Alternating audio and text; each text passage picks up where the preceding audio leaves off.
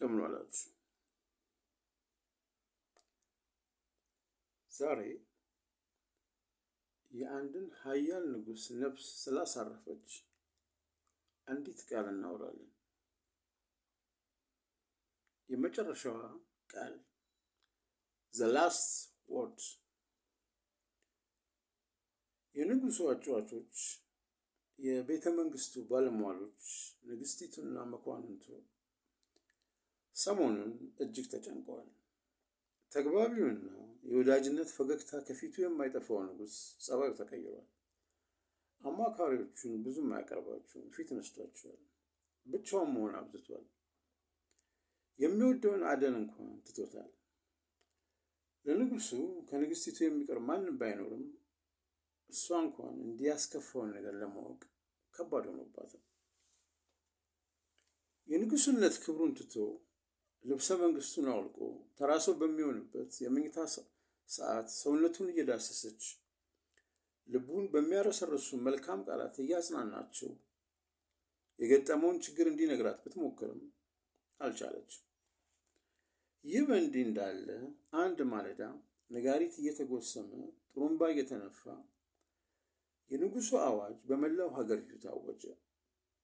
በቀጣዩ ቀን ከዓለም ዙሪያ ሁሉ ንጉሡ በእንደራሴ ከሚገዛቸው ግዛቶች ሳይቀር የሚገኙ ጠቢባን ወደ ንጉሡ ቤተ መንግስት መግረፍ ጀመሩ። እኒህ ሊቃውንት ለየትኛውም ጥያቄ መልስ ያላቸው፣ በምድራዊም ሆነ በሰማያዊ እውቀት እጅግ የበለጸጉ ናቸው። ንጉሥ በመሳፍንቱና በልዑላኑ ታጅቦ ወደ አዳራሹ ሲገባ ጸጥታ ሰፈነ። ጨለማና ንጋት የሚለያዩበትን ድምፅ ለመስማት እስኪቻል ድረስ ጸጥታ ሆነ። ዛሬ ያስጠሯችሁ አለ ንጉሡ ዙፋኑ ላይ በሚገባ እየተደላደለ። ዛሬ ያስጠሯችሁ የዚህችን ዓለም ከንቱነት በጽኑ የሚያስረዳ ከእኔ የማይለይ በተመለከትኩት ጊዜም ይህንን የሚያስታውስ ቃል እንድትፈጥሩ ነው። ለዚህም 3 ቀናት አላችሁ።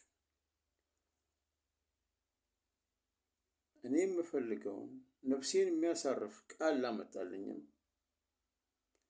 የግዛቴን እኩሌታ እሰጣለሁ አለ። ሊቃውንቱ ለ3 ቀናት አማጡ፣ ተጠበቡ። በስተመጨረሻም የንጉሡን ደስታ የመለሰ ቃል ተገኘ። ይህም ቃል በመንግስቱ ቀለበት ላይ የሚቀረጽ ከሱ የማይለይ ሆነ። ይህም ያልፋል የሚለው ቃል ለንጉሡ እንደ መጨረሻ ቃል ተሰጠው፣ ወሰደውም።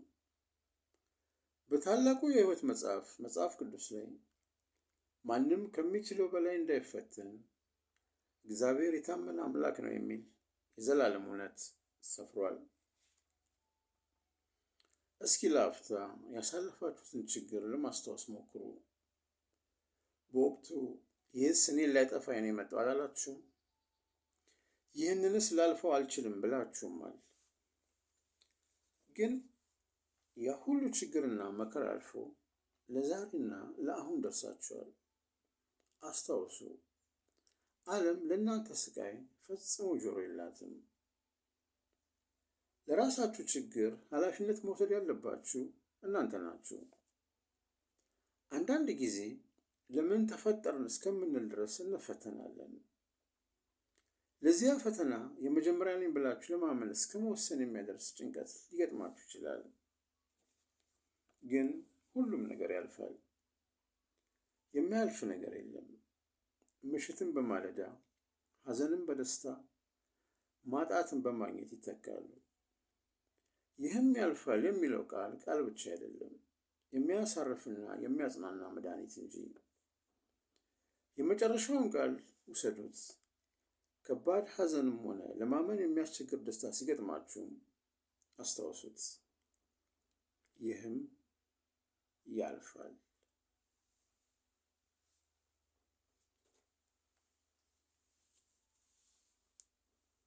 የዛሬውን አጭር ቪዲዮ እንደወደዳችሁትና አስተማሪ ቁም ነገር እንዳገኛችሁበት በመተማመን ላይክ፣ ሼር፣ ኮሜንት እና ሰብስክራይብ በማድረግ ቤተሰብ እንድትሆኑ ስንጠይቅ በታላቅ ፍቅርና ትህትና ነው። ከዚህም በተጨማሪ ይህ አስደናቂ ቃል ለአንድ ለምታውቁት ሰው ሊጠቅም ይችላልና ቪዲዮውን ሼር አድርጉለት።